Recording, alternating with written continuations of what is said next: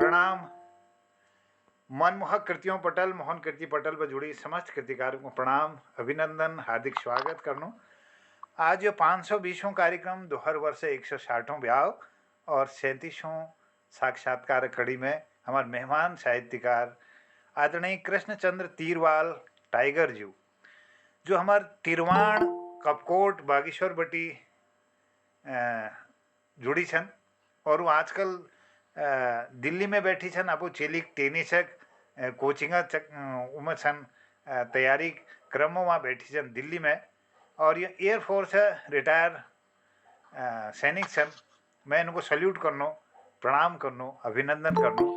और मैं आज करनो कि आज अपन बचपन में लिबे, अपन जवानी में लिबे, अपन कर्म क्षेत्र बटी और साहित्यिक क्षेत्र के परिचित कराल, रूबरू कराल हमको। और अपन चुनिंदा जो उनर गजल लेखनी बहुत सुंदर और रचना लेखनी कुमाऊनी मले अपन लिखी अनल, तो मैं आपको निवेदन करूँ कि क्रमशः उनको धारणा कृपा कराल। हमारे बीच आदरणीय भारती दीदी देहरादून बटी जुड़ी छन, डॉक्टर भगवती पनेरू दीदी हल्द्वानी पे जुड़ रही, आदरणीय डॉक्टर गिरीश चंद अधिकारी जी हमारे कचूर घाटी बटी, और हमारे फरीदाबाद बटी आदरणीय उमेश चंद पांडे जी जोली कोटाक छन वो जुड़ रही, आदरणीय महेश चौबे जी बागेश्वर में जुड़ी, जन कवि जनार्दन उप्रेती जनुदा हमारे कार्यक्रम में जुड़ी हुई छन। और ये कार्यक्रम में हमारे और लोग धीरे धीरे जुड़ते रहो। डॉक्टर हेम दुबे जी अल्लाह अल्लाह हमारे कार्यक्रम में जुड़ गई, और गिरीश चंद जी जुड़ गई, उन्होंने अभिनंदन। केएस रावत जी कार्यक्रम में जुड़ी हुई छन, जय हो, प्रणाम सर, अभिनंदन। डॉक्टर केएस रावत जी हमारे कार्यक्रम में नमस्कार, टाइगर साहब को विशेष नमस्कार, जय हो। तो मैं सभी को नमस्कार, सादर अभिवादन, नमस्कार। डॉक्टर साहब स्वागत। टाइगर साहब से मिलना है साहब, आपको उसी में पढ़ते हैं प्रकटेश्वर मंच में, लेकिन रूबरू नहीं हुए अभी। क्या बात है, आज सुनते हैं हम कृष्णचंद्र तीरवाल टाइगर साहब को। बहुत बहुत अभिनंदन, हार्दिक स्वागत, जय हो सर। स्वागत आप सर, सबको प्रणाम मेरी तरफ से। बहुत बहुत आपका आभार, मैं बहुत कृतार्थ हूँ। और शब्द कम है मेरे पास कि हमारे जैसे एक सिंपल व्यक्तित्व को आप जैसे प्रबुद्ध लोगों के बीच में बैठने का और कहने का मौका मिल रहा है। स्पेशली बैठना ही हमारे लिए बहुत बड़ी बात है। और ये मोहन सर का बहुत बहुत आभार है। और इनके मार्गदर्शन में ये पटल जो बना है ये बहुत आगे तक जाएगा, और ये एक मील का पत्थर साबित होगा हमारी आने वाली जनरेशन के लिए, हमारी आने वाली नस्लों के लिए। और सभी प्रबुद्ध विद्वानों को मैं प्रणाम करता हूँ। मेरे टीचर्स के साथ शिक्षकों के लिए बहुत ज्यादा आदर है। और मुझे वो पंक्ति याद आती है, मैंने सीरियल में देखा है, वो कहता है कि एक शिक्षक को आप छोटा है बड़ा की आंख से, और वो उसके गोद में पल्ले और सिजन दोनों उसके गोद में खेलते हैं। तो ये एक बहुत बहुत बड़ा स्टेप और बहुत बड़ा कदम उठाया गया है सर के द्वारा, जोशी के द्वारा, और सब लोग इसमें बहुत प्रतिभाग कर रहे हैं। मैं देखता रहता हूँ। रवि सर हैं, उनसे मेरी पहली मुलाकात हुई थी। उसके बाद सृजन मंच में, प्रकेटर सृजन मंच में एक बार आने का, 15 अगस्त को एक बार आने का सौभाग्य प्राप्त हुआ था। उसके बाद फिर व्यस्तता रही, और फिर बीच में एक दिन तहसील में हुआ था, उसमें 4-5 ही लोग आ पाए थे। तो उसमें एक मैडम आई थी, मुझे नाम याद नहीं आ रहा, उनका पुत्र भी आया था, उनके सुपुत्र भी आए थे, उन्होंने भी कृति सुनाई थी।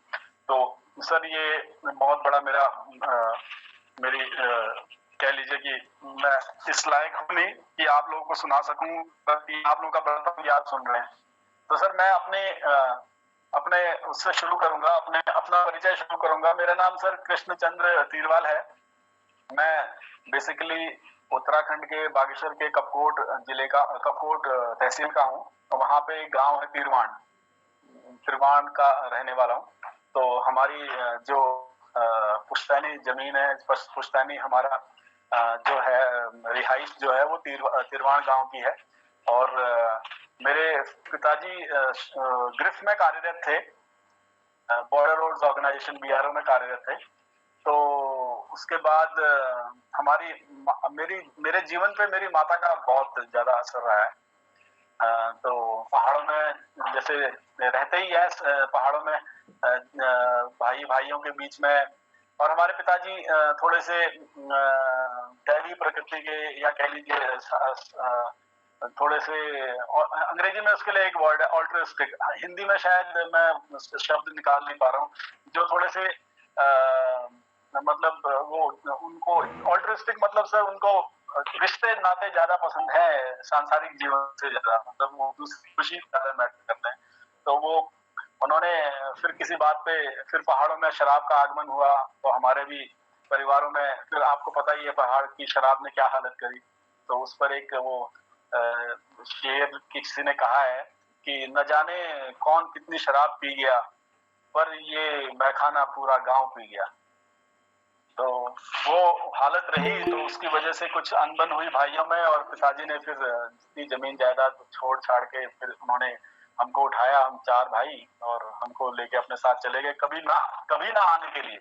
उन्होंने ये कह दिया था अब आज के बाद मैं ये आऊंगा नहीं, अगर ये जमीन और ये जायदाद ही तुम्हें सब कुछ है। तो उन्होंने सब छोड़ छाड़ के हमें लेके चले गए। तो मेरी जो परवरिश शुरुआत की हुई वो मिजोरम में हुई। तो दूसरी क्लास तक मैं मिजोरम में पढ़ा। उसके बाद दूसरी क्लास के बाद मैं पिताजी की पोस्टिंग आ गई जम्मू, उधमपुर। ये आप अगर कभी वैष्णो माता गए हो तो वैष्णो माता कटरा, मतलब जो आप नगरोटा से आगे जा करके आप जजर कोटली से कटरा की तरफ मुड़ते हैं, और वहां से एक सीधा रास्ता चला जाता है कश्मीर की तरफ को। वहां से कम से कम 25 किलोमीटर आगे एक जगह है प्लाटा, तो वो उधमपुर डिस्ट्रिक्ट में पड़ता है। तो मैं वहीं पे पला बड़ा।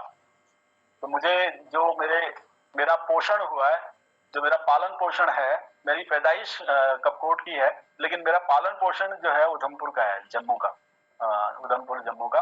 तो वो एक ऐसा इलाका है जहाँ कश्मीर और जम्मू के बीच का इलाका है वो। तो वहाँ दोनों संस्कृतियों का संगम देखा।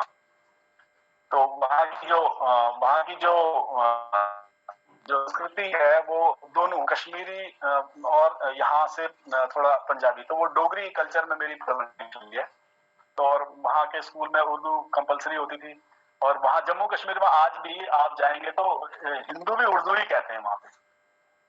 वहाँ पे जो ऑफिशियल लैंग्वेज है, आपको अगर सरकारी दफ्तरों में कोई आपको वो लिखनी है, एप्लीकेशन लिखनी है, तो आपको उर्दू में लिखनी पड़ेगी। तो इवन हमारे उत्तराखंड में भी पटवारी वगैरह का मैं काम देखता हूँ, और उनके ऑफिसों में काम देखता हूँ। कई शब्द हैं जैसे वो उर्दू के, जैसे आप कभी जाएंगे भी किसी आप पटवारी को बुलाते हैं अपने यहाँ कुछ खेती का कुछ काम कराने के लिए, तो वो कहते हैं यार पटवारी आएगा तस्दीक करने के लिए। अब हमें पता ही नहीं तस्दीक का मतलब है। और तस्दीक करने के लिए पटवारी को बुला लो, तस्दीक करने के लिए, तो वो तस्दीक शब्द है। तो पहले तो उत्तराखंड में क्या पूरे उसमें यहाँ पर उर्दू में ही होता था। हमारे ससुर जी के पिताजी देहरादून से रानीखेत जाते थे, तो उस वक्त उनकी लिखी हुई चिट्ठियां वो उर्दू की ही है, उसमें उर्दू शब्द है। उर्दू में रहते हैं जी। तो मेरी वहां पे परवरिश हुई, और उसके बाद मेरी एयरफोर्स में जॉब भी 1994 में लगी। जम्मू से ही मैं उधमपुर से ही मैं भर्ती हुआ, अंबाला से। वहां से मेरी बड़ी इच्छा थी पढ़ने की। ऐसा मैं यहाँ पे एक बात कहता चलूं कि मैं थोड़ा, हम 4 भाइयों में मैं सबसे मोटे दिमाग का आप कह लीजिए, मतलब थोड़ा मंद बुद्धि था।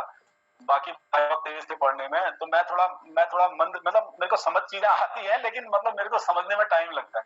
तो जैसे मैं इसका एक उदाहरण ये दूंगा कि जैसे मैं बचपन में, मुझे गणित बहुत पसंद था, लेकिन मैं अकेला ऐसा व्यक्ति हूँ जिसे गणित पसंद बहुत है, आता नहीं है। तो मुझे गणित आती नहीं थी। और गणित के आप लोग अध्यापक हैं, आपको पता है गणित के अध्यापकों का एक अलग ही खौफ रहता है। तो जब गणित का पीरियड आता था तो मेरे प्राण सूख जाते थे, लेकिन मैं कभी मिस नहीं करता था। तो मैं गणित को पसंद भी बहुत करता था, लेकिन वो मेरे हाथ भी नहीं आता था।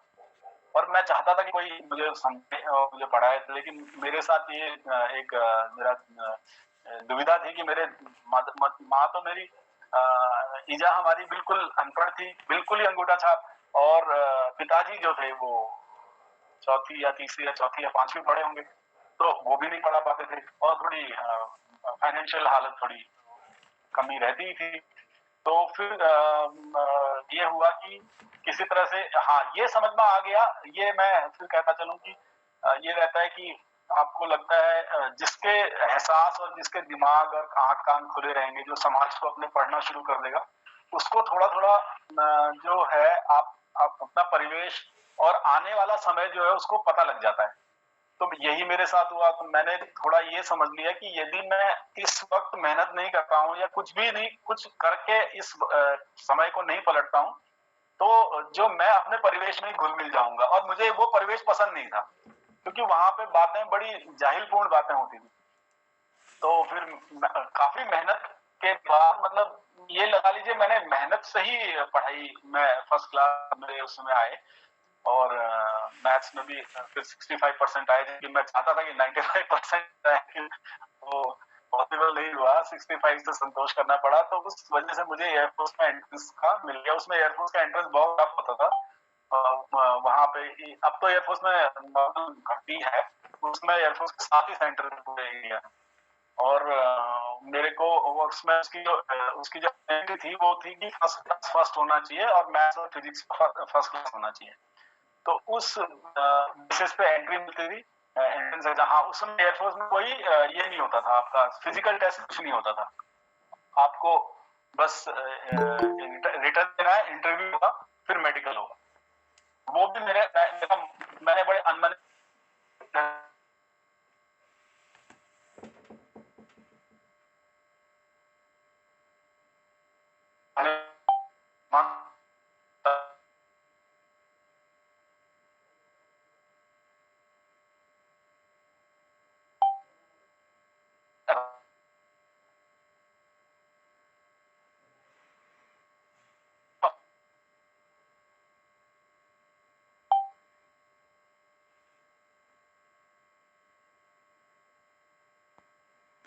टाइगर जी, आवाज नहीं आ रही। हाँ नेट बाधित हो रहा है शायद।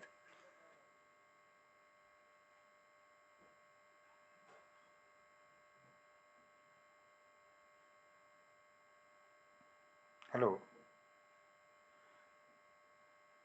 टाइगर जी, अगर मेरी आवाज़ सुन रहे हैं तो एक बार लेफ्ट होने के बाद फिर दोबारा जोड़ने की कोशिश कीजिएगा।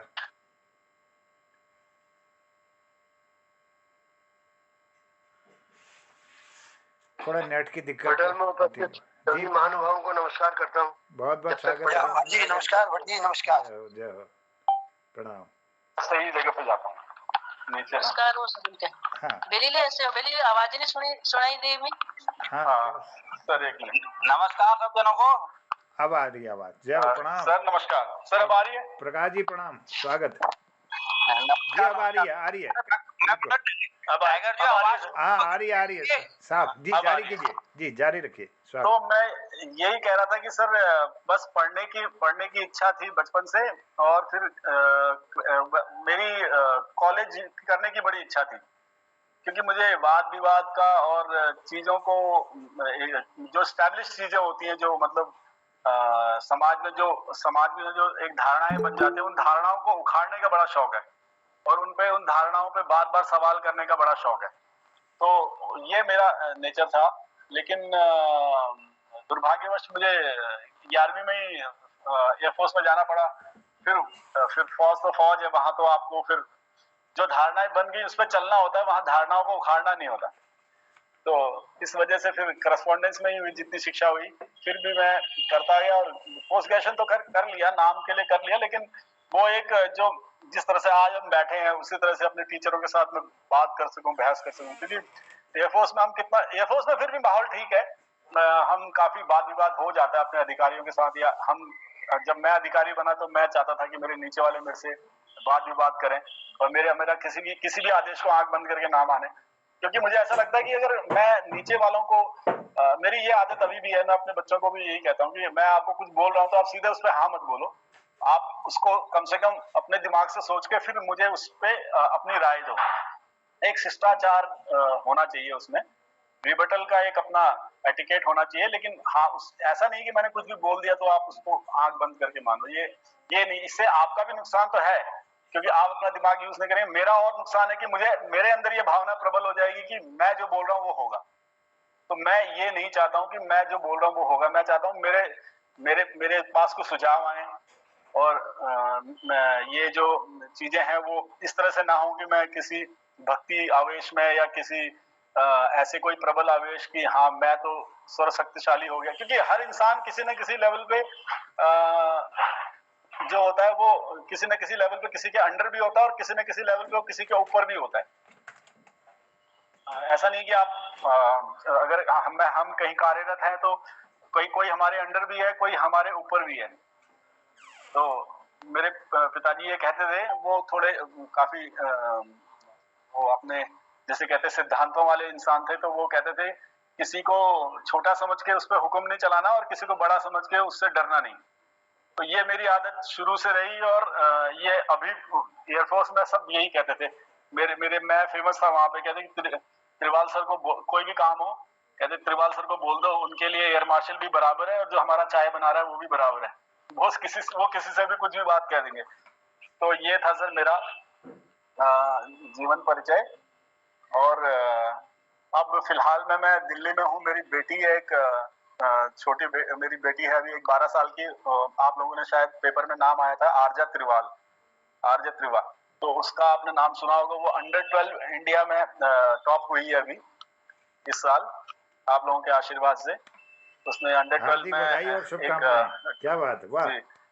तो अंडर-12 धन्यवाद सर, ये आप लोगों का आशीर्वाद है। तो पिछले 5 साल से वो मेहनत कर रही थी और अभी इस साल उसने अंडर-12 का टूर्नामेंट जीता दिल्ली में। और लेकिन दुर्भाग्यवश अब हम अगले 14 और 16 साल वाले की तैयारी कर रहे थे और इस बार उसके पीठ में थोड़ा पेन आया है, तो हम यहाँ पे उसी वजह से अभी दिल्ली आए हैं उसका इलाज।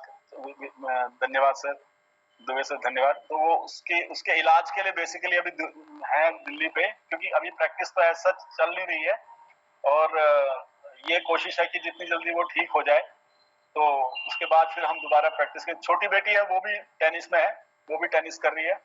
क्योंकि मैंने बच्चों को अपनी तरफ से एक छूट दे रखी है कि आप जिस भी फील्ड में जाना चाहते हैं मैं आपको सपोर्ट करूंगा, लेकिन किसी भी फील्ड में आप जाएं तो अपने दिमाग से ये चीज निकाल लेना कि ये फील्ड इजी है, ये फील्ड आसान है। अगर आप एकेडमिक्स में जा रहे हैं वो भी मुश्किल है, अगर आप खेल में जा रहे हैं वो भी मुश्किल है, अगर आप साहित्य में जा रहे हैं, कला में जा रहे हैं, डांस कर रहे हैं, चीपनेस मतलब अपने जीवन में से चीपनेस को निकालना है। चीपनेस मतलब छिछोरापन नहीं होना चाहिए आपको। आप ये मत सोचिए कि कोई भी फील्ड इजी है। ये मैंने तब समझा, पहले हम भी जैसे साइंस के विद्यार्थी थे तो हमें लगता था कि शायद साइंस मुश्किल है, हिंदी जो पढ़ रहे हैं वो बड़ा इजी है। फिर जब मैं मास्टर्स कर रहा था, मैंने सोशियोलॉजी में मास्टर्स किया, तो मैं जाता था करस्पॉन्डेंस में कॉलेज में, तो मैं हिंदी साहित्य वालों के वहां जाता था, तो मैं कहता था यार तुम्हें तो बड़ा याद करना पड़ रहा है, ये इनकी तो जीवनी वगैरह ही याद नहीं होगी, ये कब पैदा हुए थे कब, ये तो बड़ा मुश्किल है। फिर जब मैं पॉलिटिकल साइंस वालों, मैंने कहा ये सबसे मुश्किल सब्जेक्ट तो पॉलिटिकल साइंस ही है, इसकी तो धाराएं याद नहीं होंगी। फिर दूसरे सब्जेक्ट, फिर मुझे लगा ये हमारा साइंस ही इजी है, बाकी सब हार्ड है। इतिहास इतना मुश्किल लगता था। तो फिर एक चीज ये समझ में आई कि अगर आप अपर लेवल पे और ढंग से और सोच के अगर आप पढ़ाई कर रहे हैं या कुछ भी काम कर रहे हैं, सोच के अगर आप करेंगे तो आपको उसी व्यक्ति को वो चीजें आसान लगेंगी जो व्यक्ति उसको मन से करेगा।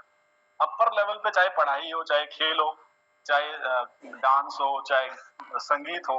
अब हमें लगता है संगीत बड़ा इजी है, गा लिया, लेकिन जब हम उसके अंडर में जाएंगे तो इतना मुश्किल है। संगीत जैसा तो मुश्किल ही कोई नहीं, आप खा ही नहीं सकते कुछ भी, मतलब आपको इतने सारे परहेज है उसमें। और खेल, अब लोग कह रहे हैं, कई लोग कह रहे हैं कि स्पोर्ट्स आसान है, तो मैं उनको यही कहता हूँ स्पोर्ट्स आसान जो कर रहा है ठीक है। मान लीजिए आप पढ़ाई में है, आप एकेडमिक्स में है, आपने पूरे साल पढ़ाई की, जिस दिन एग्जाम था उस दिन आपके एक उंगली में फ्रैक्चर आ गया या आपका लेफ्ट हाथ टूट गया, आप राइट हाथ से फिर भी एग्जाम दे के आ सकते हैं।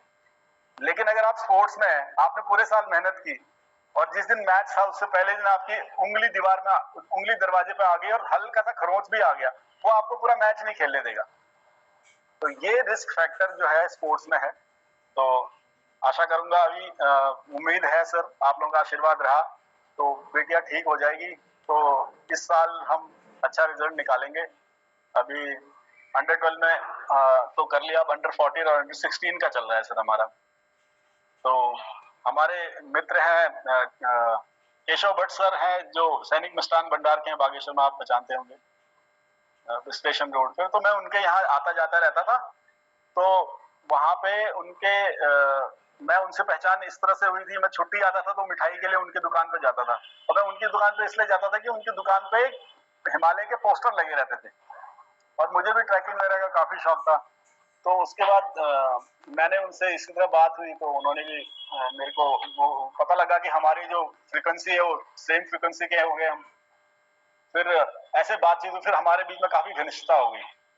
तो फिर उन्होंने उनके द्वारा रवि जोशी सर जो हैं उनके साथ पहचान हुई और फिर उन्होंने ज्वाइन करा, उन्होंने मेरे को ऐड किया अपने ग्रुप में। फिर मैं कृतियां लिखता था तो मैं उनको पोस्ट कर देता था, तो ये बड़ा अच्छा मंच लगा कि हाँ हम कुछ लिख रहे हैं और आप लोग सुन रहे हैं। तो फिर ये होते संगत का ही असर है सर, आप लोगों के साथ रहते रहते।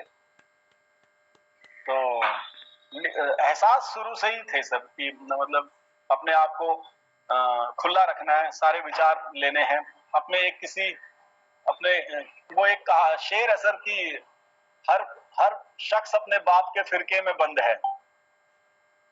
सबको अपना अपना, क्योंकि सबको अपना अपना हलवा पसंद है, हर शख्स अपने बाप के फिरके में बंद है।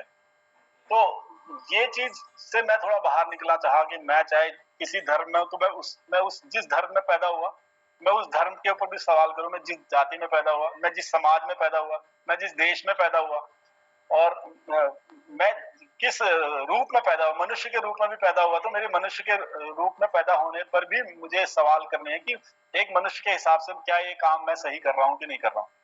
तो ये एक था कि हमेशा सवाल जरूर करना है जिस भी स्टैब्लिशमेंट में है, as a individual, as a एक मनुष्य होने के नाते, एक प्राणी होने के नाते, या एक हिंदू होने के नाते, या एक पर्टिकुलर कास्ट में होने के नाते, ब्राह्मण होने के नाते, या उत्तराखंडी होने के नाते, या भारतीय होने के नाते एक सवाल ये जरूर करना है कि आंख बंद करके मैं किसी को सपोर्ट ना करूं और आंख बंद करके मैं किसी से हेट भी ना करूं। तो ये चीज थी, ये अपने केशव भट्ट जी की भी ये बहुत अच्छी आदत है। तो फिर इस वजह से मेरा थोड़ा लिखना, जो मेरा लेखन है वो थोड़ा सा सर इसमें थोड़े से स्वागत जी इसमें मेरे लेखन में थोड़ा सा कटु शब्दों का भी समावेश ज्यादा है सर, और थोड़ी तनकीदी ज्यादा है, और थोड़ा विरोधाभास भी है, विरोध भी है। मैं शायद खुल के उन शब्दों को कहने में परहेज नहीं करता, या उन चीजों को कहने में परहेज नहीं करता जिससे कई बार कथाकार या कहानीकार या जो रचनाकार होते हैं वो थोड़ा सा साइड टर्न ले लेते हैं, क्योंकि थोड़ा सा ये रहता है कि हाँ हम किसी चीज को इतने सालों से मान रहे हैं, किसी चीज पे हमारा इतना विश्वास है, तो हम एकदम से उस चीज को, किसी भी चीज को बिल्कुल नकारना या किसी भी चीज पे तनकीद करना ऐसा लगता है जैसे हम अपने पिताजी को या अपने बुजुर्गों को सम्मान नहीं दे रहे हैं। लेकिन ऐसा नहीं होता है। मुझे लगता है कि कई बार अगर हम तनकीद करें तो कुछ चीजें बाहर निकलती हैं और वो जो चीज होती है वो और सुदृढ़ होकर के आगे बढ़ती है, वो चीज और सुदृढ़ होती है। नहीं तो अगर हम स्रोत से पानी निकलता है और हम देख रहे हैं कि पानी गंदा है लेकिन हम पी रहे हैं उसको क्योंकि वो स्रोत से निकल रहा है, हमारी स्रोत पे आस्था है, तो वो उसका नुकसान हमें भी होगा और कालांतर में स्रोत को भी होगा। क्योंकि अगर फिर बाद में कोई उस स्रोत की तरफ जाएगा नहीं तो उस स्रोत अपने आप ही सूख जाएगा। तो मुझे लगता है कि अगर हम देखें कि स्रोत में कुछ गंदगी है तो अगर हम अपनी तरफ से और इनिशिएटिव लेकर उसको सुधारें तो उसका फायदा हमें भी है और स्रोत को भी उसका फायदा है कि स्रोत भी लगातार जो है अविरल बहेगा। लेकिन हम यूजुअली हम क्या है, हमारा ये ईगो जो होता है, हमारा ईगो बीच में आ जाता है और हम फिर हम कहते हैं कि नहीं भाई जैसा चल रहा है वो ठीक है और इसको कंटिन्यू रखना है, तो वो चीज नहीं होनी चाहिए। तो यही है सर हमारा परिचय। और तो अब मैंने कुछ लिखा था तो वो सर की आ गया है, तो मैं नहीं तो इतना समृद्ध राइटर तो नहीं हूं मैं, लेकिन फिर मैं कुछ लिखा है तो आपको सुनाऊंगा कि सर एक गजल है, आपकी इजाजत हो तो, आपकी आज्ञा से। स्वागत अभिनंदन। सर तो सर लिखा है कि सर हम नशे में हैं पर शराबी हो ये जरूरी नहीं। एक फौज में होने का ये बड़ा नुकसान था कि हर कोई ये सोचता था कि ये बंदा थोड़ा बहुत ड्रिंक तो करता ही होगा, तो कई बार मैं गांव भी आता था तो लोग मेरे से पूछते थे कि यार आप लाए हो लेकिन काम तो आप ऐसे करते हो कि मतलब ऐसा लगता है नशे में ही हो। तो मैंने ये लिखा था कि हम नशे में हैं पर शराबी हो ये जरूरी नहीं, इल्म अपने सब किताबी हो ये जरूरी नहीं। इल्म मतलब ज्ञान। हम नशे में हैं पर शराबी हो ये जरूरी नहीं, इल्म अपने सब किताबी हो ये जरूरी नहीं। और जंग जो भी हारते हैं हम, कमियां कुछ हम में भी हैं। जंग जो भी हारते हैं हम, कमियां हम में भी हैं। किस्मत की ही हरदम खराबी हो ये जरूरी नहीं। और जिंदगी के सवालों का यूं तो मिल जाता है हल, जिंदगी के सवालों का मिल जाता है यूं तो हल।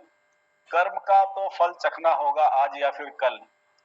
परसों फिर से आफताबी हो, आफताबी मतलब सर चांदनी। परसों फिर से आफताबी हो ये जरूरी नहीं, जिंदगी सबकी हिसाबी हो ये जरूरी नहीं। क्योंकि लाइफ तो हिसाबी मैथमेटिक्स के हिसाब से लाइफ चलती नहीं है, तो जिंदगी सबकी हिसाबी हो ये जरूरी नहीं। हमने भी खाए हैं तीर तंगहाली नाकामयाबी के, हमने भी खाए हैं तीर तंगहाली और नाकामयाबी के। खाए हैं धोखे उनसे जो सबसे करीबी थे। जंग से पर भागने का मन हो ये जरूरी नहीं, हर जिंदा दरख्त हराबी हो ये जरूरी नहीं। तो ये एक छोटी सी कृति थी सर। बहुत खूब, बहुत सुंदर, बहुत सुंदर, बहुत सुंदर। सुंदर है विवेक, धन्यवाद सर, क्या बात, धन्यवाद। वाह। आपकी गजल सुन के लगा, आपने कहा ना मुझे गणित नहीं आता, तो मेरे ख्याल से तो मैंने अभी कोशिश करी है कि मैं अभी इसको थोड़ा एक गजल के रूप में कहूँ आपको कि शब्दों का जिसको गणित आ गया समझो उसे सारा फलसफा आ गया। क्या बात है, ये है बहुत ही अच्छा लिखा आपने। तो ये किस पे आपने गजल की मैंने शुरुआत अभी करी है आपसे, आप ही का करके शुरुआत आज से मेरी गजल। बहुत अच्छा ये इस पे आपने लिखा, तो ये लिखने के ऊपर ही मैं सोचता रहता हूँ। अब ऐसी आदत हो गई है कि मैं वो सोचता रहता हूँ कि जो लिखना है, क्योंकि इंसान जब पैदा होता है तो शायद खाली बोलता है, लिखना तो इंसान सीखता है। क्योंकि बोलना एक ईश्वरीय गुण है इंसान का, जो लेखनी है वो मनुष्य का गुण है। आप लोग तो सब प्रबुद्ध विद्वान है, मुझे करेक्ट करिएगा कभी अगर मैं गलत हूं तो, या मुझे समझाइएगा कि मुझे लगता है कि जो बोलना है, जिससे भाषा बोली का जन्म होता है, फिर बोली से भाषा का जन्म होता है। तो मुझे लगता है कि बोल जो हम शब्द हैं वो बोली शब्द से निकलती है, और शब्द जो है ध्वनि से, और ध्वनि जो है वो ईश्वरीय गुण कह लीजिए, या ऐसा चीज है जो हमारे हाथ में नहीं है, वो हमें नेचुरली मिलता है। लेकिन लेखनी जो है, लेखना जो भाषा का जो हम निर्माण करते हैं, शब्दों को रिकॉर्ड, जो लेखन है वो एक रिकॉर्ड की प्रक्रिया है कि हम स्वरों को रिकॉर्ड करने की प्रक्रिया कोई हम मेरे ख्याल से भाषा का नाम देंगे। मुझे आप करेक्ट कर सकते हैं अगर अगर आपको इस पे कुछ कहना होगा तो आप कह सकते हैं। लेकिन मैंने अब तक ये समझा है कि स्वर को बोली में कन्वर्ट किया गया, स्वर को बोली में परिवर्तित किया गया, फिर बोली को रिकॉर्ड करने के लिए भाषा का जन्म हुआ। कि जैसे मान लीजिए मेरे मुंह से एक शब्द निकला, एक स्वर निकला क, तो उसके लिए हमने एक साइन बनाया, इसकी तरह के क को कहते हैं, या अंग्रेज उसको के कहते हैं, जो भी। तो उसके ऊपर मैंने एक शेर लिखा था कि शुक्र है हमें लिखना आता है, शुक्र है हमें लिखना आता है, वरना ख्यालों को कौन कर पाता है।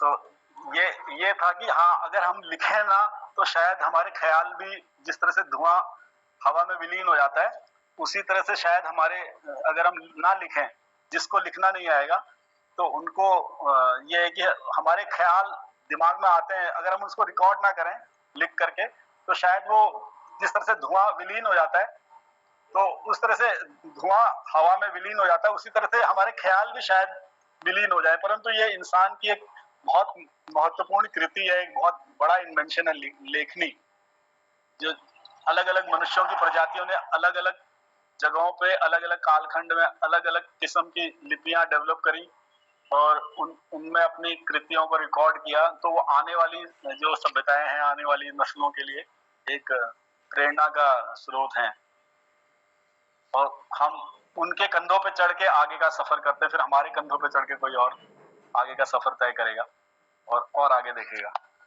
तो ये मेरा ये है कि लेखना और भाषा का सर मेरा थोड़ा सा साइंटिफिक वो है, थोड़ा साइंटिफिक नजरिया है मेरा भाषा के बारे में कि जैसे हर जो भाषा है मेरे हिसाब से जो भाषा है वो जो है वो बेसिकली इंसानी गले और इंसानी मुंह की उपज है।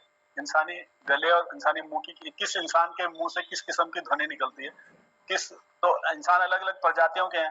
तो मैंने ये देखा है कि क्योंकि मैं बहुत जगह जगह घूमा हूँ हिंदुस्तान में भी और फॉरेन में भी, तो हिंदुस्तान में ही अगर आप भौगोलिक रूप से अलग जगहों पर जाएंगे तो वहां के लोगों के मुंह से निकलने वाली ध्वनि अलग होती है, क्योंकि उनके मुंह के जो मांसपेशियां होती हैं वो अलग किस्म की होती है वहां के भौगोलिक और जो हमारी ये होती है मौसम की परिस्थितियों के हिसाब से।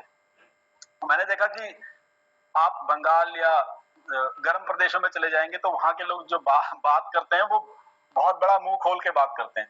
वहां के शब्द भी ऐसे हैं जो बहुत बड़ा बड़ा मुंह खोल के बात करते हैं, उनके शब्दों में होठों का बड़ा इस्तेमाल होता है। और जैसे जैसे आप ठंडे इलाकों की तरफ जाएंगे, कश्मीर या अफगानिस्तान फिर रशिया इस साइड को आप जाएंगे कि रशिया हमारा मैं बहुत बार गया हूँ, वहां के लोग क्योंकि वहां के लोगों की मुंह की बनावट और गले की बनावट इस किस्म की, तो उनकी जो ज्यादातर शब्द है वो गले के अंदर से अंदर की यहाँ के हिसाब से बोलते हैं, गले के हिसाब से बोलेंगे।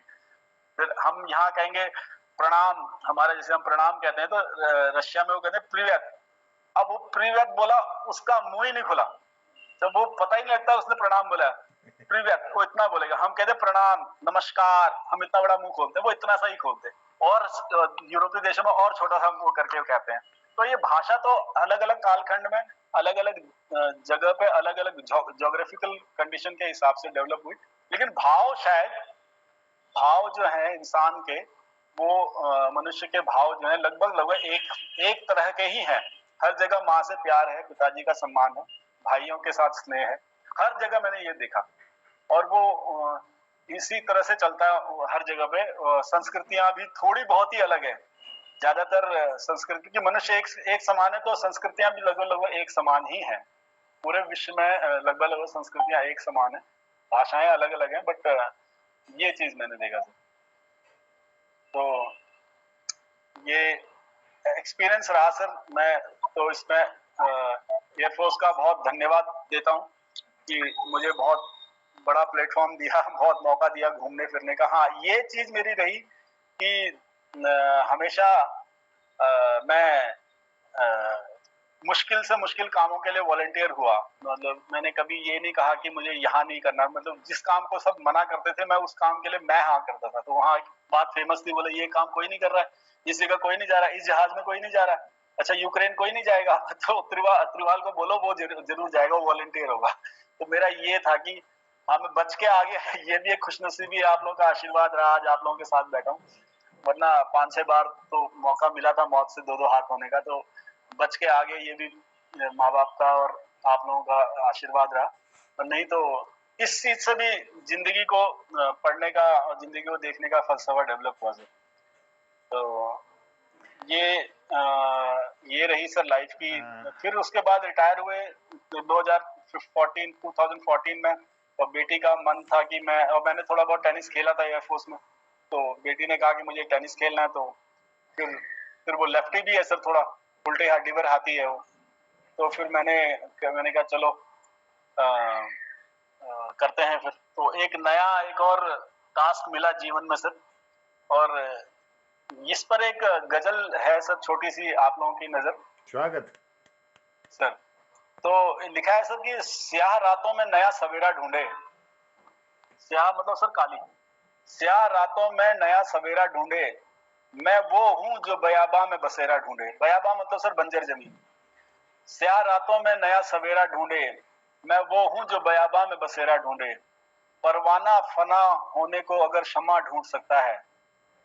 परवाना कहते सर कीड़ पतंग को ना पहाड़ी में जो जाए सिद्ध जाए द्यू में या बत्ती में जाए जल जल पतना क्या मने हूँ पतना की लाग रही हूँ हौस जाओ सिद्ध जाए आगे में जाने हूँ, तो परवाना कौन है सर। तो क्षमा भाई सर द्यू, परवाना फना होने को अगर शम्मा ढूंढ सकता है तो चिराग भी अपने तले का अंधेरा ढूंढे। परवाना अगर फना होने को क्षमा ढूंढ सकता है तो चिराग भी अपने तले का अंधेरा ढूंढे। ये कश्ती इश्क की मैंने खुद डुबाई है, तू क्यों इसमें कोई कसूर तेरा ढूंढे। और तेरी आंख की मजबूरी है मुझे नजरअंदाज करे, तेरी आंख की मजबूरी है मुझे नजरअंदाज करे, पर तेरा जहन हर शय में अक्स मेरा ढूंढे। तो बहुत सुंदर, बहुत सुंदर। धन्यवाद सर, धन्यवाद। ये थोड़ा कॉन्ट्रडिक्शंस है सर तो मेरी गजलों में थोड़ा कॉन्ट्रडिक्शन और थोड़ा विरोध मिलेगा समाज की रीतियों के खिलाफ या। हाँ जी सर। बहुत अच्छा टाइगर जी, बहुत अच्छा।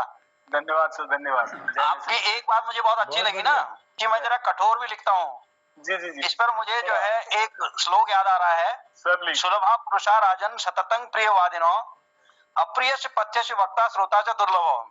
क्योंकि मीठा बोलने वाले लोग बड़ी आसानी से मिल जाते हैं, जी जी, लेकिन अप्रिय और हितकारी बोलने वाले और सुनने वाले दोनों ही दुर्लभ हैं।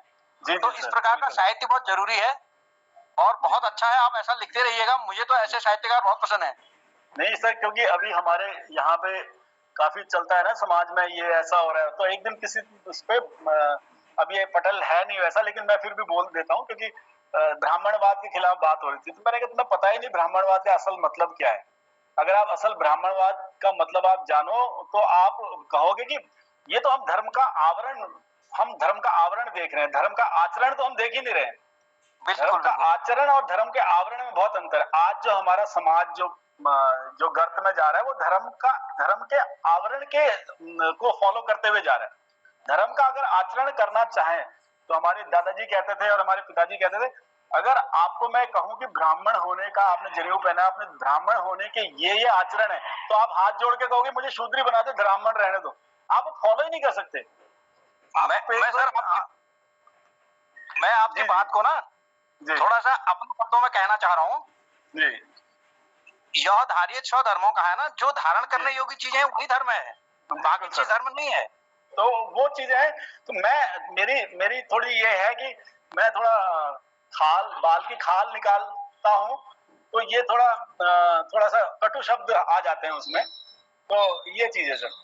तो एक कृति और सर सुनाऊंगा मैं आपको। जी स्वागत है सर। और मैं तनकीद करता हूँ तो मैं एक तरफ से तनकीद नहीं, मैं हर चीजों पे फिर तनकीद करता हूँ। मतलब मैं हर चीज के ऊपर फिर मेरी तनकीद रहती है। मैं फिर बाउंड्री लेस हो जाता हूँ कि मतलब नहीं इसी चीज को करना नहीं, इसको नहीं। जहां पे कमी दिखी फिर उस पे अपना ये रहता है, चाहे भावनाएं हो, चाहे धर्म हो, चाहे समाज हो। तो एक इससे हटके सुनाता हूँ सबकी। जो इश्क में नाकाम रहे कई मसलों पे उन्हें भी बड़े आराम रहे। जो इश्क में नाकाम रहे कई मसलों पे उन्हें भी बड़े आराम रहे। माना मजनू के हिस्से में आवारगी आई, माना मजनू के हिस्से में आवारगी आई, शौहरों के भी दुखड़े तमाम रहे। शौहर मतलब सर पति। माना मजनू के हिस्से में आवारगी आई, शौहरों के भी दुखड़े तमाम रहे। और धोखा सितम बेरुखी जलालत फिर भी, धोखा सितम बेरुखी जलालत फिर भी, मोहब्बत का तकाजा है कि दिल में ना इंतकाम रहे। और दुनिया गोल है तो ना बिगाड़ो रिश्ते, दुनिया गोल है तो ना बिगाड़ो रिश्ते, कभी जो टकरे तो दुआ सलाम रहे। और लास्ट आखिरी शेर ये है सर कि सुबह की भूल देख कहीं गुनाह ही ना हो जाए। इसमें सर भूल और गुनाह के बीच में अंतर समझाने की कोशिश करिए। सुबह की भूल देख कहीं गुनाह ही ना हो जाए, लौटने ही ना दे घर तुझे ये शाम रहे। क्योंकि अगर सर मैं मानता हूँ कि अगर सुबह की भूल है तो आप शाम को घर आ सकते हैं, लेकिन अगर सुबह का गुनाह हो गया तो फिर आप रात में ही घर आएंगे, शाम को नहीं आ सकते। गुनाह में तो छुप के ही आना पड़ेगा। तो सुबह की भूल देख कहीं गुनाह ही ना हो जाए, लौटने ही ना दे ये तुझे घर शाम रहे। और ये था सर कि वाह, देखते धन्यवाद। एक और स्वागत। जी सर, जी सर, जी सर। तो सर एक पहाड़ी कृति बनाई थी सर मैंने। तो इसमें भी लिखने को तो पहाड़ में काफी लोग लिख रहे हैं, लेकिन वो श्रृंगार रस और मतलब श्रृंगार रस से बाहर निकल नहीं पाते, किसी ने कुछ ज्यादा लिख लिया तो वियोग रस पे आ जाते हैं शायद, मैं अगर सही कह रहा हूँ तो, वो कोई पहाड़ की व्यथा पे आ जाते हैं। तो मैंने थोड़ा सा पहाड़ में रहते हुए पहाड़ के ही अंदर के मसाइलों को थोड़ा सा वो किया है। तो सर इजाजत है सर? जी जी, अभिनंदन, स्वागत स्वागत जी सर। तो ये एक मेरी मम्मी कहती थी, कभी भी मैं कुछ कहता था तो मेरी मम्मी एक कहावत बोलती थी, शैणी देखी माछ मैसे देखी घा। मतलब शैणिक देखी माछ मैसक देखी घा, जात पात छुआछूत शराब दगड़ खा। तो एक ये बागेश्वर से नीचे से रानीखेत साइड को पानी को पीना ही कहते हैं शायद पहाड़ी में, लेकिन हमारे ऊपर दानपुर साइड में पानी को खाना ही कहते हैं। पान खा बेजाया, जो रोट खा बेजाया पान लखा बेजाया, पानी खाना कहते हैं। तो शैणी देखी माछ मैसे देखी खा, जात पात छुआछूत, पहाड़ में है ही, इससे तो हम नहीं मोड़ सकते अपना मुंह। जात पात छुआछूत पर शराब दगड़ खा, और कोविड व्हील कधी साल बाद देखान व्हील चल, कोविड व्हील कधी साल बाद देखान व्हील चल, आज ही बेरोजगार है ज्ञान इज कस के को न जा। जो कोविड से लोग आए थे, बहुत बढ़िया है, धन्यवाद सर। तो कोविड से जो लोग आए थे वापस अभी वापस जा रहे हैं। बंगाल में भी खाते ही है सर पानी को, दूध को। बांग्ला भाषा में भी पीता कोई नहीं है वहाँ भी। बिल्कुल बिल्कुल। जैसे कुमाऊनी में अब हम नए अतिरिक्त सभ्य लोग हो गए, इसलिए हम पीने लग गए हैं। नहीं तो हमारे बुजुर्ग भी पानी और दूध को खाते ही थे। तो बंगाल में तो आज भी पढ़े लिखे लोग भी, विद्वान लोग भी पानी को और दूध को खाते ही हैं। तो ये एक अच्छा शब्द हमारे में ऐड हो गया सर, पीना भी मिल गया हमको। हम घरों में अब भी खा कहते हैं, चाह खा जा, चाह खा जा। तो ये था। तो अगला शेर है सर, चाह खा जा। तो ये कोविड व्हील कदी साल बाद देहान व्हील चल, आज ही बेरोजगार है ज्ञान इज कष्ट को न जा, और हम पहाड़ी मैच बस इदगेते हाई बाय मॉडर्न, हम पहाड़ी इदगेते बस हाई बाय मॉडर्न, पहली बकरा गाँव जही अछान रूणी कुकुर घुमा। और क्या बात है, हमार पहाड़ी देवता ना खू यह असल बात, हमार पहाड़ी देवता ना खू यह असल बात, काम ही बात देवत कोने बकर ला, और पन्यूला काटी दे खाही। सर हमारे दानपुर साइड में आप लोगों के यहाँ भी होगा, पहले दही को काट के खाते थे कि इतनी गाढ़ी दही होती थी, पन्यूल से ना सर करछी से काट के खाते थे, तो दही पीते नहीं थे, खाना पड़ता था। तो हम पन्यूला काटी दे खाही किलोनल पीही घी, किलो के हिसाब से घी पीते थे। पन्यूला काटी दे खाही किलोनल पीही घी, छह हमारे कुकुर खाही या कोई मंगखुता, छह जो है तो कुत्ता खाता था और कोई मांगने वाला आगे तो वो खाता था। पन्यूला काटी दे खाही किनोनल पीही घी, छह हमार कुकुर खाही या कोई मंगखुता, आजकल का बीए पास श्रेणीनक नंतिन, आजकल का बीए पास श्रेणीनक नंतिन, 10 पासवा ट्यूशन जानान कस बखतिया। तो वाह ये एक कृति थी सर पहाड़ी। वाह। तो इसमें थोड़ा सा हमारे पहाड़ की जो समृद्धि थी उसके बारे में थोड़ा बताया। एक और सर, बेटी के साथ दिल्ली में हूँ, और बेटियों ने जो एक जिंदगी को एक और नया टारगेट दिया है और जिंदगी को एक नया आयाम दिया है कि ये 40 से 50 का टाइम जो होता है आदमी के बिगड़ने का भी और सुधरने का भी है। तो ये बड़ा मुश्किल टाइम है ये। तो इस टाइम पे अगर कोई टारगेट मिल जाए, या तो व्यक्ति नौकरी में ही हो, तो मैंने तो छोड़ दी, तो एक टारगेट दिया, तो कई लोग कहते हैं कि आपने बड़ा अच्छा करे, तो मैं इस पे एक लिखा है सर आपकी आज्ञा से कि, तो सर ये लिखा है कि हम औलाद वाले लोग हैं, हमें डरने का हक नहीं, हम औलाद वाले लोग हैं, हमें डरने का हक नहीं, खतरे का हो अगर पसंदीदा काम तो करने का हक नहीं। क्यों सर औलाद वाले हैं कि हमारे, ये दूसरी लाइन, मेरे गांव में एक लाइंसमैन मरा था बेचारा, बिजली से पोल से गिर के, तो उसके सुन के मैंने लिखा कि हम औलाद वाले लोग हैं, हमें डरने का हक नहीं, खतरे का हो अगर पसंदीदा काम तो करने का हक नहीं, लोग कहते हैं कुछ अच्छा पहनो तो दिख सकते हो जवां, लोग कहते हैं कुछ अच्छा पहनो तो दिख सकते हो जवां, हम बा औलाद लोग हैं, हमें संवरने का हक नहीं।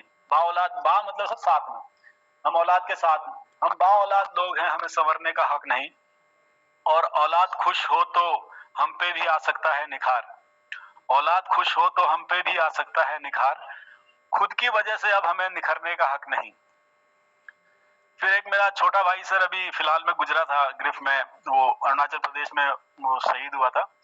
तो उसके एक लिखा कि ए मौत तू, और एक हमारे गांव का पागल है, वो काफी साल हो गए मर ही नहीं रहा सर, 2-3 बार एक्सीडेंट भी हुआ। तो ये विरोधाभास हुए, तो मैंने एक शेर ये लिखा कि आपकी तवज्जो चाहूंगा कि ए मौत तू तो कम से कम सोच समझ कर उठा। हम उससे पहले शेर की आगे, हम खुद के वजह से हमको निखरने का हक नहीं। ए मौत तू तो कम से कम सोच समझ कर उठा, देख तो किसे है किसे मरने का हक नहीं। ए मौत तू तो कम से कम सोच समझ कर उठा, देख तो किसे है किसे मरने का हक नहीं। औलाद की खातिर अब पार हो सकती है हर हद, औलाद की खातिर अब पार हो सकती है हर हद, वो दिन गए अब हदों से गुजरने का हक नहीं। और आखिरी शेर ये है कि आप हो मर्जी या ना मर्जी अब आप बीच मैदान में हैं, हो मर्जी या ना मर्जी अब आप बीच मैदान में हैं, हो मौत भी तय तो जंग से मुकरने का हक नहीं। क्या बात है सर, बहुत सुंदर। तो ये सर की क्या बात जिंदगी है, जो धन्यवाद सर, बहुत बहुत बढ़िया जिंदगी जो विरोधाभास दिखा रही है, जो जिंदगी दिखा रही है, तो मैं जिंदगी को ऐसे ही लेता हूँ। तो उस पे एक गजल और आपकी इजाजत से सुनाना चाहता हूँ सर। स्वागत। तो ये है सर कि अपनी भी जिंदगी कमाल रही है, मिसरा है सर कि अपनी भी जिंदगी कमाल रही है, अब तक तो बस चाल पे चाल रही है, क्योंकि लाइफ इतनी स्मूथ रही नहीं। लेकिन हमने भी सर इजीली नहीं लिया, हमने भी जिसे हमारी एयरफोर्स की भाषा में टेकन फॉर ग्रांटेड नहीं लिया। अपनी भी जिंदगी कमाल रही है, अब तक तो बस चाल पे चाल रही है, और तू जानती है जिंदगी में तुझसे लेके रहूंगा, तू जानती है जिंदगी में तुझसे लेके रहूंगा, सारे हक हकूक जो तू मुझे टाल रही है, और वो तो मैं था जो तेरे कुतर गया जाल। जिंदगी को कह रहा हूं कि वो तो मैं था जो तेरे कुतर गया जाल, वरना तेरी भी तरकीब बेमिसाल रही है, और मैं और मेरा जीवन कुछ यूं है रिश्ते में, मैं और मेरा जीवन कुछ यूं है रिश्ते में, मैं आजाद एक परिंदा जिंदगी जाल रही है। और ये हमारे इसके लिए कि कौन कहता है लश्कर बनते दीनों ईमान से हैं, ये इस्लाम में कहते हैं ना कि लश्कर जो है हम जो जिहाद कर रहे हैं ईमान के लिए कर रहे हैं, तो मैंने लिखा है कौन कहता है लश्कर तो बनते दीनों ईमान से हैं, जिहादों का सबब तो गनीमत का माल रही है। जितने भी हुए ये हमले वगैरह सब यही कहते थे सैनिकों को कि आपको गनीमत का माल मिलेगा, लूट का माल मिलेगा, गुलाम मिलेंगे। तो कौन कहता है लश्कर बनते दीनों ईमान से हैं, जिहादों का सबब तो गनीमत का माल रही है, और ये तेरे तीर मेरे सीने में गड़े हैं, गड़े रहने दे, तेरे पास कम है जो इन्हें निकाल रही है। ये जिंदगी को कह रहा हूँ सर कि तेरे तीर सो सीने में गड़े हैं, इन्हें गड़े रहने दे, तेरे पास कम है जो इन्हें निकाल रही है। तो ये है सर, धन्यवाद सर, बहुत बहुत शुक्रिया। बहुत सुंदर। तो हमारा मन है कि आपको रात भर सुनते जाएं। बहुत बहुत धन्यवाद सर, बहुत बहुत आप लोग सुन रहे हैं सर, ये तो ये नहीं हम इस धन्यवाद आपका कि आपका साहित्य कुछ अनोखा साहित्य है, ऐसा साहित्य कभी कभार होता है। धन्यवाद सर। एक कृति ये एक और जीवन की तरफ से जो मिलते हैं हमें सबक, उसके लिए कि सर लिखा है कि हर सब घाव भर जाते हैं, बस इंतजार में रहे कब एहसास मर जाते हैं। इश्क में दीवानगी की सहूलियत बिल्कुल नहीं उन्हें, इश्क में दीवानगी की सहूलियत बिल्कुल नहीं इन्हें, जो अपने इश्क से पहले अपनों से इश्क कराते हैं। और फिर एक खुद के रिटायर होने पे लिखा था सर कि इश्क में दीवानगी की सहूलियत बिल्कुल नहीं उन्हें, जो अपने इश्क से पहले अपनों से इश्क कराते हैं, और फौज की नौकरी में जिंदा रहते हैं शहीद, फौज की नौकरी में जिंदा रहते हैं शहीद, जो रिटायर हुए वो फौजी दरअसल मर जाते हैं। क्योंकि फौज की नौकरी में जिंदा रहते हैं शहीद, जो रिटायर हुए वो फौजी मर जाते हैं। और ये कमी है हमारी, हम नाउम्मीद इंसान नहीं, ये कमी है कि हम नाउम्मीद इंसान नहीं, सो राह तकना हम करके सफर आते हैं, और शहर लुटेगा या होगा रक्स मतलब सर जश्न, शहर लुटेगा या होगा रक्स, औरतें पशोपेश में हैं। क्योंकि सर जितनी भी जंगें होती हैं और जितनी भी खुशियां होती हैं, औरतें उनकी असल में औरतें उनकी रिसीविंग एंड पे होती हैं, मतलब असर उन पे ही पड़ता है। तो शहर लुटेगा या होगा रक्स, औरतें पशुपेश में हैं, दूर फलक पर गुबार घुड़सवार नजर आते हैं। तो ये लिखा था सर। बहुत सुंदर, धन्यवाद सर। बहुत बढ़िया, और आदरणीय। ये एक उत्तरायणी कौतिक के लिए कह रहे थे कि तो वो नहाने के ऊपर घर आया था तो नहाने के ऊपर हो रहा था, तो मैंने लिखा था कि नहाना है तो नहाना है, बहाना क्यों बनाना है। नहाना है तो नहाना है, बहाना क्यों बनाना है। जिंदा जमीर जिंदगी तो यूं है दोस्त, समझ लो लोहे के चने चबाना है। आप किसी जिंदा जमीर तो जिंदगी यूं है दोस्त, समझ लो लोहे के चने चबाना है। आप किसी के दिल के टुकड़े हों या हों आग के तारे। मोटा भाई ने कहा है कागज दिखाना है तो दिखाना है। मोटा भाई अपने गृह मंत्री जी। तो आप किसी के दिल के टुकड़े हों या हों आग के तारे, मोटा भाई ने कहा है कागज दिखाना है तो दिखाना है। और तुझमें जो कीड़े निकाले कर उनका शुक्राना। तुझमें कीड़े निकालना सर पंजाबी में कमियां निकालना, कि तुझमें जो कीड़े निकाले कर उनका शुक्रियाना। कईयों ने तो तुझको बस झाड़ पे चढ़ाना है, और उसके हाथ बीन देख लेते तख्त नशी करते वक्त। उसके हाथ बीन देख लेते तख्त नशी करते वक्त। अब नाचो उसका काम तो नचाना है। और पीर पैगंबर अगवा हुए मजहबों पर वो काबिज हैं। पीर पैगंबर अगवा हो गए मजहबों पर वो काबिज हैं, जिनका काम भड़काना लड़वाना मरवाना है। क्या बात है, धन्यवाद। क्योंकि मैं ये मानता हूँ कि सर जो भी हमारे पीर पैगंबर हुए, हमारे अवतार हुए, हमने उनकी शिक्षाओं को ढंग से लिया नहीं, और असली में आज हम जिनको फॉलो कर रहे हैं वो लोग हैं जिन्होंने उनको अगवा कर लिया, उनकी चीजों को मतलब उन्होंने अगवा कर लिया उनके हिसाब से। और कई बार अत्याचार और इनकी जो उसकी बात चलती है कि इस पे अत्याचार हो गया, उस पे ये हो गया, ऐसा हो गया समाज में, तो मैं कई बार जो जिस पे हो रहा है मैं उसको ही दोषी ठहराता हूँ, कि जो अत्याचार सह रहे हैं या जो छाती पीट रहे हैं मैं उनको ही दोषी ठहराता हूँ, क्योंकि मुझे लगता है कि उनकी तरफ से पहल होनी चाहिए। क्योंकि ये समाज तो सर जो है वो कौन खाया और खाए जाने वाले के सिद्धांत पे चलता है। तो इस पे एक लिखा है सर, आप लोगों की आज्ञा से आ गया है सर जी। स्वागत सर। तो ये लिखा है कि जिसके कमर तलवार नहीं वो कतई इज्जत का हकदार नहीं। जिसके कमर तलवार नहीं वो कतई इज्जत का हकदार नहीं। ये तलवार है तेरे वजूद की रक्षक, ये महज लोहे का भार नहीं। और दुनिया उन पर जोर दिखाए दिखते जिनके पास हथियार नहीं। दुनिया उन पर जोर दिखाए दिखते जिनके पास हथियार नहीं। और मजलूम है अब तक हर वो कौम, और मजलूम रहेगी हर वो कौम। इस पे गौर कीजिएगा सर। मजलूम रहेगी हर वो कौम जिनके बाहर हथियारों की धार नहीं। आप देखिएगा जिन भी कौम है, जो भी लड़ाकी कौम है, वो तलवार और तीर यूज करते हैं, भाले यूज करते हैं, तो उसके भालों की और तलवारों की तीरों की धार जो बाहर को होती है। किसान और मजदूर और जो ये कौमें होती हैं, जो मेहनत कश कौमें होती हैं, जो हमेशा पिसती हैं या जिन पर अत्याचार होता है, उनकी हथियारों की धार जो होती है अंदर को होती है। खुरपी, दराती, फावड़े, इनकी धार अंदर को होती है उनकी अपनी तरफ। तो ये इस पे लिखा था, मेरा ऑब्जर्वेशन था, मजलूम रहेगी हर वो कौम जिनकी औजारों की धार बहार नहीं। और दांत नुकीले बस गुर्रा के दिखा दे, फिर काटने की दरकार नहीं। और एक रखे सरकार को जूती पर, कुछ के लिए तो जैसे सरकार नहीं। और जंगजू होने का यही नहीं मतलब, जंगजू मतलब लड़ाकू, जंगजू होने का ये नहीं मतलब सीने में अपने प्यार नहीं। दीन धर्म के ठेकेदारों धर्म तप है कोई व्यापार नहीं।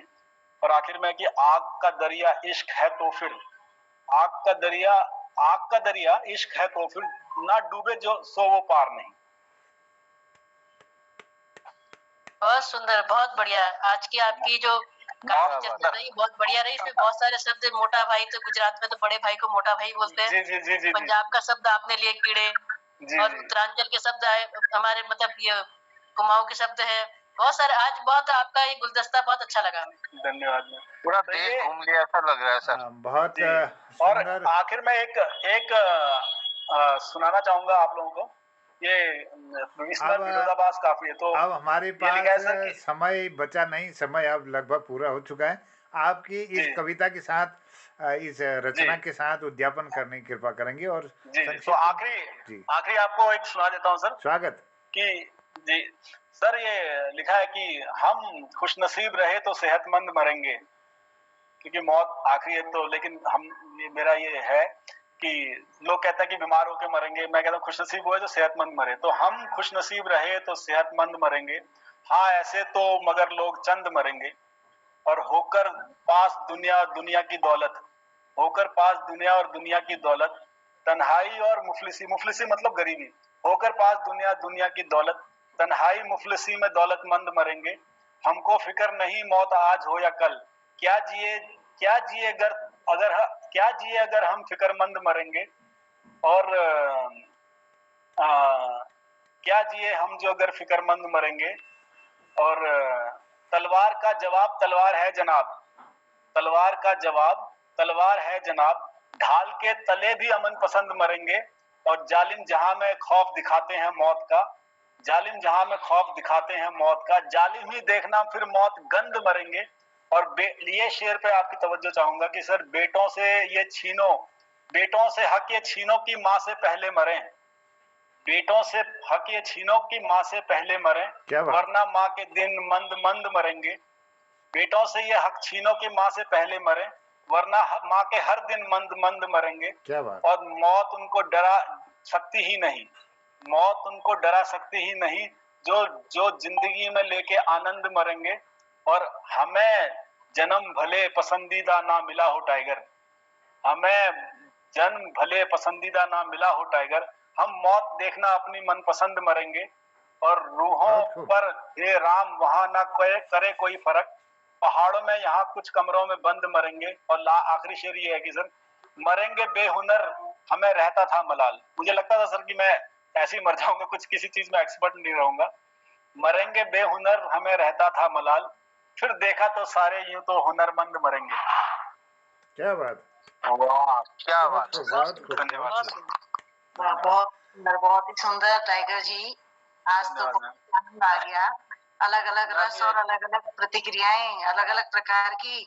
तो आपके लिए बस इतना ही कहना चाहूंगी कि आग का दरिया यदि इश्क, आग का दरिया इश्क, और आपने देश से ही इश्क किया, आपने देश से ही इश्क किया, और आग के दरिया से भी उसी की हिफाजत से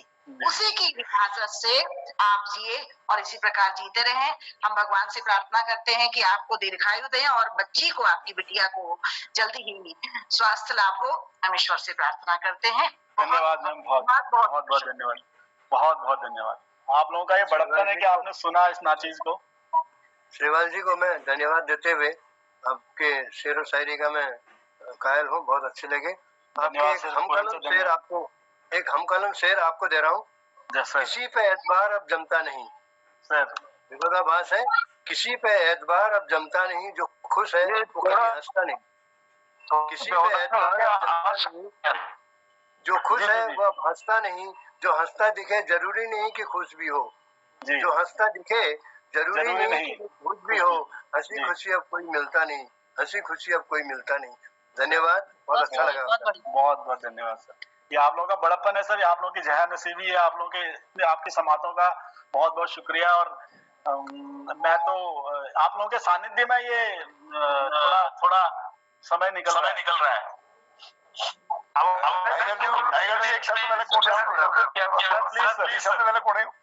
प्लीज सर, और शब्दों में बहुत कुछ कह चाहता हूँ, और शब्दों में बहुत कुछ कह चाहता हूँ। हम सभी श्रोताओं के और पाठ पढ़ के चाहता हूँ।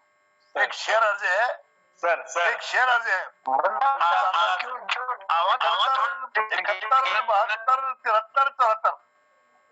71, 72, 74। ताली बजाओ। 71, 72, 73, 74, 75, 76, 77, 78। धन्यवाद। बहुत बढ़िया, बेहतरीन। तो सर ये पूरा कर देती हूँ कि देश को मिलते रहे हमारे टाइगर जी जैसे पुत्र। क्या बात है, वाह, बहुत खूब, धन्यवाद। तो आज ये कार्यक्रम बहुत सुंदर रहा और सब लोगों बहुत एक से एक बड़वे अभिव्यक्ति ले उन्हें रचनाओं प्रति मिली। हमें आभार व्यक्त करना। जनता कुछ बात धारण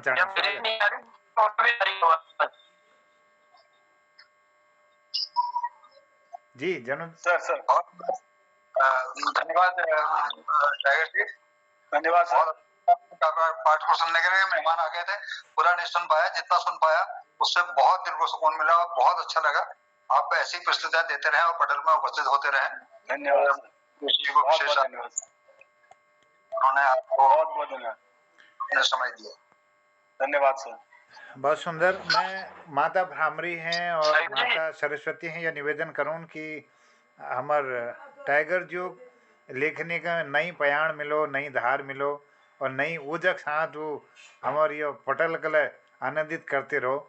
और मी उनर बिटिया के उज्जवल भविष्य कामना करनो, आप मनोकामना ये नई आंग्ल वर्ष में पूर्ण हो, यह आशाओं के साथ में धन्यवाद करनो, बहुत आभार व्यक्त करनो कि आप व्यस्ततम समय में यह जुड़बे पटल का कृतार्थ करो। आज 37वां साक्षात्कार बहुत सफल रहो और यह 520वां कार्यक्रम 2000 वर्षक 160वां यह कार्यक्रम में उपस्थित समस्त वंदनीय हमारे कृतिकारों को मैं प्रणाम करनो और उनर आशीर्वाद उरातार हमको मिलन रहो और हमारे उज का वो आगे देनी मैं एक लीजिए बहुत विशेष आभार व्यक्त करते हुए अब इजाजत चाहूँ कि आज तक उद्यापना लीजिए हम हेलो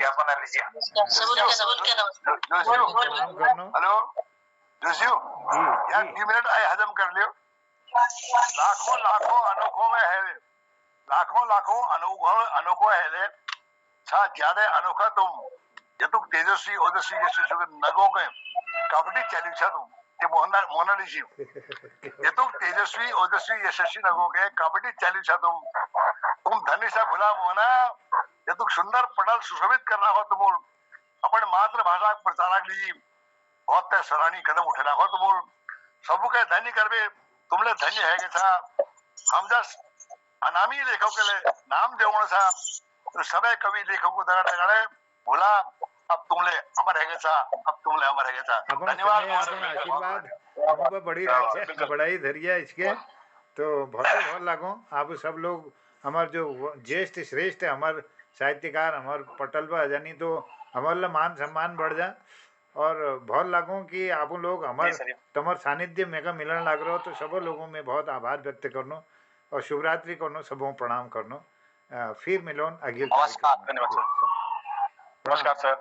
शुभरात्रि सब आप सबको। शुभरात्रि सर, शुभरात्रि। बहुत बहुत धन्यवाद आप सब लोगों का। शुभरात्रि। जय हिंद सर।